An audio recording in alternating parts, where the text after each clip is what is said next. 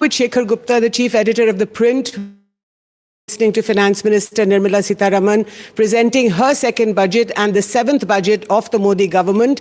Is it a big bang or a damn squib? Shekhar, your first reaction. It's a typical Modi government budget because Modi government doesn't believe, it's not part of their style to do big bangs in budgets. Sometimes they can make big mistakes like last year's budget, but generally you can see that Modi government's approach to political economy is to take away the importance of the budget as an event. So the budget itself means less and less. And things they want to do, they do in the course of the year. Last year, for example, because the budget went so wrong, we've seen that the budget being basically dismantled or rolled back in the last 6 months on a Friday to Friday basis. Sometimes, in fact, the finance minister held press conferences every Friday to change those things. And in fact, many of the bad things that still remained from the old budget have today been dismantled, like say on long-term, on dividend distribution tax. So otherwise, I think the idea is to make the budget more and more a statement of accounts and less a political statement. So this is deliberate, you're saying, that the Modi government is... Well, I think the inclination of the Modi government is not to reveal too much and not to give away too much in statements like these, which are then placed in Parliament, which are then debated, which already 10,000 journalists and experts and analysts have begun to analyze. They'd rather do this in parts. So we are asking for your questions on YouTube, so please send us your questions. My first question, Shekhar, is by Anirban Sadhu Khan, who's asking, will this budget help economic reform? I voted for this government for a free market economy. Well, I think I said on Twitter, and I stand by this, that it doesn't look like either the finance minister has not read the economic survey, or she read it and dismissed it like people in the government dismiss editorials that we write, that this is just nice words, forget it. It doesn't go with our politics. So I do not think that this is really a government of big economic reform. Definitely not a government of big free market reform. This is an interventionist government. Now the question is, are they going to be less interventionist or more interventionist? So there are things in this budget that tell you that maybe they are calibrating their their urge to intervene. And that's where I like things like a kind of tax amnesty that's now been offered, not tax amnesty, but amnesty from litigation that's been offered to anybody who might have an appeal or any tax process going on, assessment process going on at any stage. So to get rid of penalty and interest, and most importantly, to avoid long-lasting litigation is a good idea. So, Shekhar, since you talked about this government coming into power in 2014 with the word Vikas, so what does that mean today, 7 years down the line? Well, Vikas means essentially still welfareism, because this is really, India has had 2 or 3 big phases of reform. I would say one was 91, that is Manmohan Singh's budget under Narasimha Rao. The second was Chidambaram's budget, 97-98, under Deve Gowda. The third was a phase under Vajpayee, say between 2000 and 2002-3, between Yashwant Sinha, Jaswant Singh, etc., when and Arun Shourie with disinvestment, when India did substantive reform, substantive free market-oriented reform, and really pulled government out of our lives. If anybody voting for the BJP in 2014 had thought that they will see another dollop of this, obviously in 6 years that hasn't happened. And looking at this government style, it's unlikely that this will happen. So you've written several articles, Shekhar, and also in your Cut the Clutter, in your daily video column, you talk about how the economy is the most important thing today in the country. So with this budget, has the Modi government been able to give some directions to pull this out, to pull the country out of the dire straits it is in? Well, the first thing is let's count our blessings. The first thing is this budget hasn't done much damage that it could have done given how difficult the economy is. So this whole idea that just print more money and spend it, which was floating, and really, you know, I keep saying it all the time, that Victor Hugo works in our political system in reverse. He had said, nobody can stop an idea whose time has come. In the Indian political system, nobody can stop a bad idea whose time has come. So the idea just of printing more money, let inflation go haywire, live for today, kal ko dekha jayega kya hoga. That has not been done. That's a good thing. And I think there is realism in accepting that 3.8%. We know the real deficit is more than that. Which is a fiscal deficit that they talk Fiscal deficit. But I think there are baby steps towards transparency, because now off-budget borrowings and liabilities are also being appended with the budget. Maybe at the next stage, this will become part of your deficit calculations. Okay. Shekhar, Srinivas KJ has asked, markets have already started responding negatively to this budget. Is that worrying? Well, markets, there's a problem with markets and market players. And I say this all the time to them, that please don't let your voting preferences color your judgment of the marketplace. But they never listen. They always do that. So they might have voted for the Modi government, but not for the reasons. Modi government will not deliver on the reasons that they might have expected. So to expect this Modi government, because you've now seen it, it's quite a Swadeshi government. Even today, customs duties have gone up on many things. You would call it a Swadeshi government? It's quite a Swadeshi government. And it's quite a big government. It's not a small government. So there are big moves from the government in specific areas. For example, this now tax holiday for sovereign wealth funds investing in infrastructure. That is very significant. But again, it's something that Bharat Sarkar, the sovereign of India, has done to sovereign wealth funds of the world. So that is how this government functions. Does that sound like Indira Gandhi to you? I mean, she was to the left and this is far more to the right. No, this is in fact, in many ways to the left of Indira Gandhi. It's more welfareist than Indira Gandhi. It's as anti-rich as Indira Gandhi.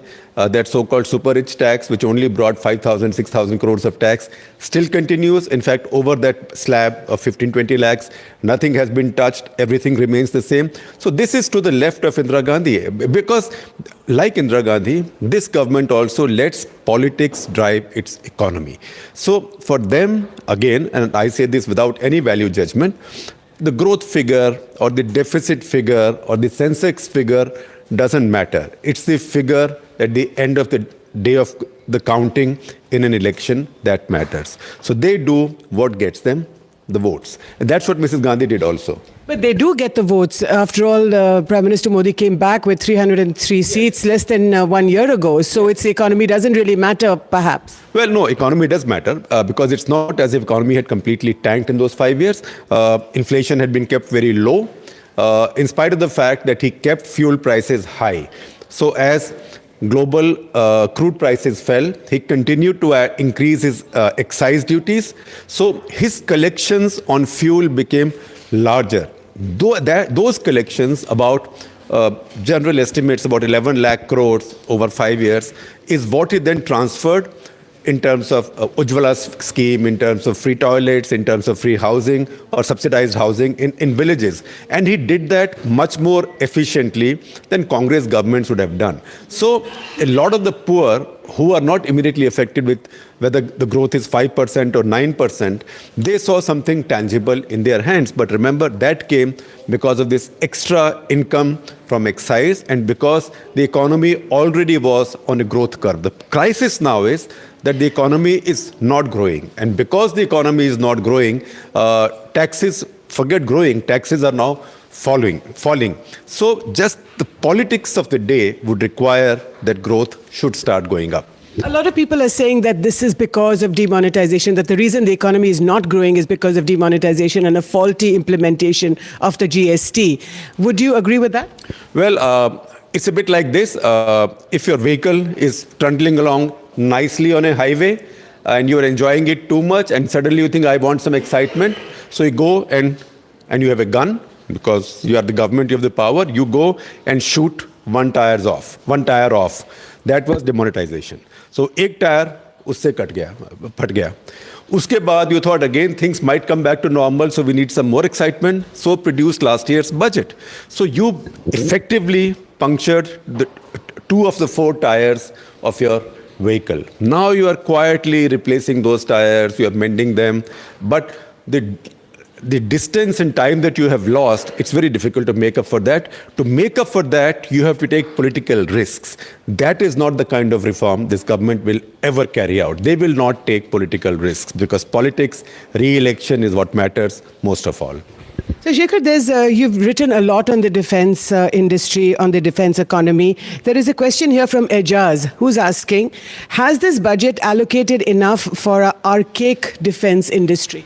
Well, we haven't seen the fine print there as yet because, as you know, the finance minister didn't complete her speech and we are still reading the fine print. Why do you think she didn't complete her speech? Well, I think the speech was too long. Anybody would have got exhausted. It's just, I think somebody was just indulging him. I think the finance ministry also needs editors. So it was just too long. But see, the question on defense is, first of all, my principal view. My principal view is India should allocate a firm 2% of the GDP to defense. And right now, it's about 1.6. It floats in that area, 1.5 to 1.7, 2%. 2% of this large GDP is a lot. And if the GDP keeps growing at 7% real and 10 to 12% nominal, then there is sufficient money available. But if you carry out essential reforms in defense, which has not happened, our defense forces are an HR disaster. The pension bill is higher than the salary bill, which in turn is higher than your acquisitions and modernization bill. So this is not really, it's a job-creating army. So how much money is left for acquisitions and modernization? Well, I can tell you, it's less than, pensions is the highest, salary next, and acquisition and modernization after that. So this has to change. So either you have to reduce manpower, as every army in the world is doing, and spend more on technology and firepower, or you have to address your pension issue and salary issue, your conditions of service, maybe have a short service, a larger short service complement, etc., etc. Because what you have right now is unaffordable. Even if you go to 3% of GDP at some point, it will not give you the kind of bang for buck that you deserve. So we've had very few women asking questions, but here's one, Shekhar. Saima wants to know, why is no one talking about fuel prices during the past 5 years, which have presumably gone up? Is that what you're asking, Saima? Well, I had written an article in National Interest some time back with a slightly corny headline, why the middle class are Modi's Muslims.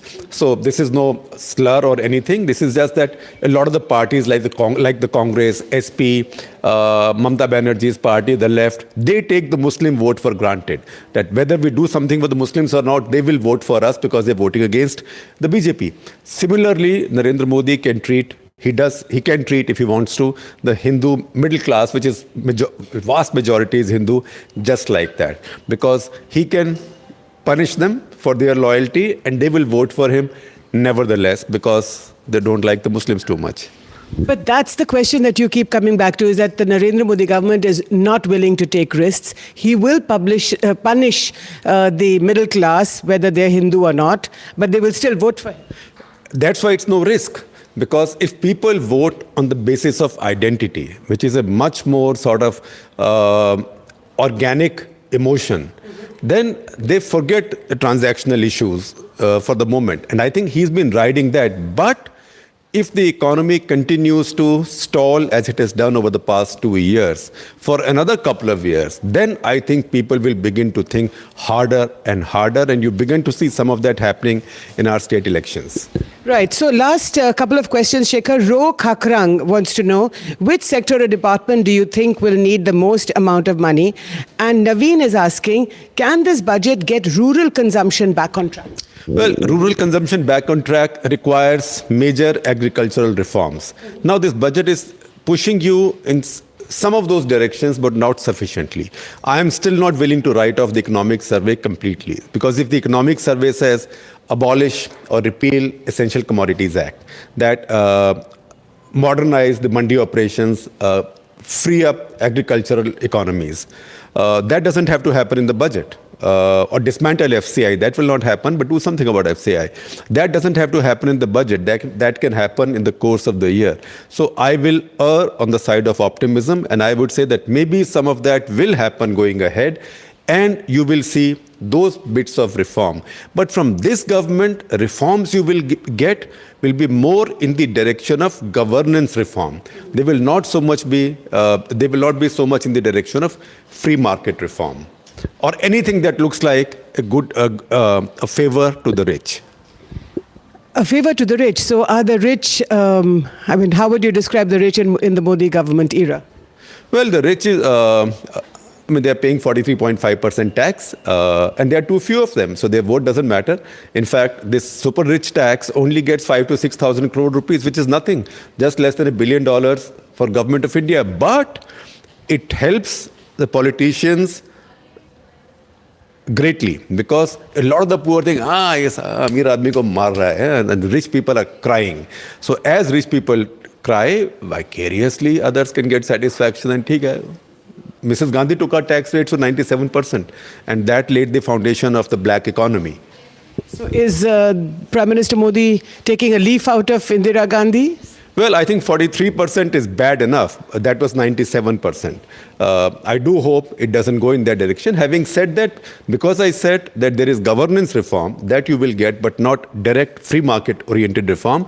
So one governance reform now is this a kind of tax amnesty or tax litigation amnesty, which is now available to anybody. And I suspect there will be more than 1 million people now dealing with tax disputes, either at the assessment officer level or appeal level or at tribunals or in courts. So they all have now the option just to pay their tax, not even interest, by March 31. And I do hope, we haven't seen the fine print, but if there is no bummer in the fine print, then I think this is a good scheme, and this should bring a fair bit of money back in the exchequer, plus bring down litigation and reduce this friction that goes on between the taxpayer and the government. So, Shekhar, Air India, we saw on the eve of the budget, the government has decided that it will sell Air India. Now, during this budget speech by Nirmala Sitharaman, she talks about divesting LIC, Life Insurance Corporation. That's a good thing. That's a very good thing because of the principle involved. It's not as if LIC is being privatized, but LIC is India's largest insurance company. It is a big financial powerhouse. It is also the least transparent or the most opaque. It has a very small amount of equity. It's, for all practical purposes, like a department of the government. And government also then uses it by IDBI Bank, by this, by that. These are things government should not do. But government does it because government is the only shareholder. So once you list it, you will have to become a lot more transparent. This is not to say that all PSUs are as transparent as other companies might be. They'll have to be a lot more transparent. Also, then the government's ability to take money out or do what we call as catch-22 economy. Take out of this pocket, put in the other. That will be minimized now. So I think it's a very good thing. It's the first step. Listing a company a public sector company is the first step towards transparency and greater efficiency. So last couple of questions, Shekhar. Vikas Chaudhary wants to know, are personal tax cuts, and Nirmala Sitharaman has reduced the slabs, are personal tax cuts a political stunt to capture more votes in the Delhi election? Well, I don't call politics a stunt, right? Because what's happened is for real. Right. So if this decision has political implications, all decisions have political implications, good or bad. If this gets them more votes, it's all right. Mm-hmm. But generally, I would say net, it's a good decision. Any reduction in tax rates is good. And because this reduction is a trade-off against exemptions. Right. So if you accept the trade-off, your life becomes much simpler. The tax officer's life becomes much simpler. And I think net, you will gain also. So I think you're moving. This is very much in the nature of the nudge economics that Modi government talks about. And I'm quite enthused by it, because you're now nudging a large section of your population towards going away from exemptions and looking for 80cc, I don't know how many laws and things are there. But to say that, look, come clean, Ganga Snan karo, bar, right? There is no need to complicate your life. So this, I think, is a good thing. If it gets them votes, then I think politicians do anything they do to get votes. If they do something good and that gets them votes, then I think it's even more welcome. So lots of more questions on the farm sector, but absolutely the last one by... The farm sector, I will say that one thing that is completely ludicrous is this continuing on with doubling farmers' incomes by 2022. History of mankind tells you, history of modern economy tells you that in no large economy does agriculture grow even at 4% or more than 4% for more than 10 years. Usually, a very robust economic growth in a country like India will be 2.5–3%. Under UPA for 10 years, it was 3 plus something percent. Right. Under the BJP so far, it's been a half of that every year. So between now and 2022 to double farmers' income, it has to go up by 20% per year or something like that. It's impossible. It did not even happen in the days of the Green Revolution. So this is, I'm sorry to say, I want to use something stronger like poppycock or crap, but this really is a jumla. Just as 5 trillion economy is, because you started 1 year back, you've had very little growth this year. Again, this year you are counting on 10% nominal growth. Nominal means real growth plus inflation. So real growth is 6.5%, inflation is 3.5, you get 10% nominal. You cannot get to 5 trillion like that by your target date, although the economic survey said so. For that, if this is 10% nominal this year, you could have got to 5 trillion by 2024 if you had 12% nominal every year until then. Right. You lost 1 year, that was less than 8%, I think. As the year that will finish will be less than 8% nominal. Next year will be 10%. Then you will again have to grow at 14%, 15%, 16% nominal. It's not going to happen unless you have 5% growth and 11% inflation. I hope that is not the way we end up getting to $5 trillion, and I don't think so. I think this is a very conservative government. They will keep inflation in control. Okay. Thanks, Shekhar, so much for your insights. Please continue to read our website, theprint.in. This is Jyoti Malhotra, and continue to watch our YouTube channel.